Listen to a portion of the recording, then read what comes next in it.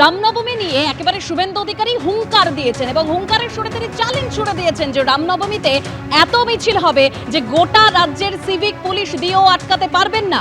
এভাবেই হুঙ্কার দিয়েছেন তিনি এবং তিনি আরো বলছেন যে হাওড়ায় শ্যামপুরে 7ই এপ্রিল মিছিল করব, ক্ষমতা থাকে আটকান। প্রোটোকল মেনে গতবারের অনুমতির কাগজ পুলিশকে দেবেন, রামনবমীর কমিটির কাছে আবেদন শুভেন্দু অধিকারী। রামনবমী একটি আনন্দের সঙ্গে ধর্মীয় উৎসব, সনাতন হিন্দুদের। এই জায়গাটাতে মুখ্যমন্ত্রীর যে ইরিটেশন, তাতেই সমস্যা তৈরি করে।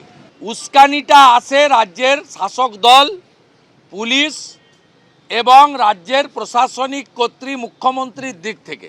তাই এবারেও আমরা আশঙ্কা করছি বাংলাদেশের পরে যেভাবে জিহাদিরা উৎসাহিত হয়ে ফালাকাটা থেকে শ্যামপুর পর্যন্ত দুর্গাপূজায় হামলা করেছে, একই ঘটনা রামনবমীতে পুলিশ এবং মুখ্যমন্ত্রী ঘটাতে পারেন। রামনবমী উৎসব কমিটি 2025 সবাইকে আবেদন করব, আপনারা প্রোটোকল মেনে গত বছরের অনুমতির কাগজ সহ, রুটের কাগজ সহ পুলিশকে দেবেন। নতুন করে কোনো মমতা পুলিশের পাঠানো প্রফর্মা ফিল আপ করবেন না। আমরা রাস্তায় থাকব, পিছনে থাকবে লাখো হিন্দু ভক্ত জনতা। পারলে আটকে নিন। हिंदुस्तान में हिंदू ही राज करेगा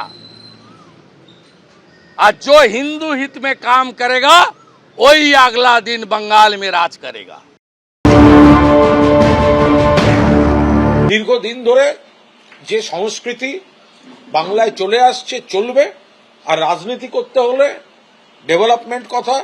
ডেভেলপমেন্টের কথা, রুটি কাপড়ার মাকানের কথা বলুন। যাদের হাতে রুটি কাপড়ার মাকানের স্লোগান নেই, তারাই বিষ মেশানো ভেদাভেদের কথা বলেন। আমরা ওনাদের এই পাল্টা ন্যারেটিভ তৈরি করার চেষ্টা কোনো অবস্থায় এসব সফল হবে না বাংলার মাটিতে। বাংলার মানুষ উন্নয়নের দিকেই থাকবেন। ওনারা আজগুবি কিছু কথা বলে, প্ররোচনামূলক কথা বলে তারা নজর ঘোরাতে চাইবেন, এসবে আমরা পা দেব না। আমরা ধর্মনিরপেক্ষ, আমরা কোন ধর্মনীতি রাজনীতি করি না, তাতে আমাদের যা হয় হবে। আমরা ভারতবর্ষে আজ থেকে নয়, আরএসএস 1925 সালে জন্মেছিল। 1925 সাল থেকে কংগ্রেসের লড়াই আরএসএস এর সঙ্গে এই জায়গাটাই। আজকে 100 বছর পার হয়ে গেছে, কংগ্রেস ক্ষমতায় দুর্বল হয়েছে, শক্তিশালী হয়েছে আরএসএস। ইতিহাস প্রমাণ করে দিল যে কংগ্রেস দুর্বল হলে আরএসএস এর শ্রীবৃদ্ধি হয়, বিজেপির শ্রীবৃদ্ধি হয়।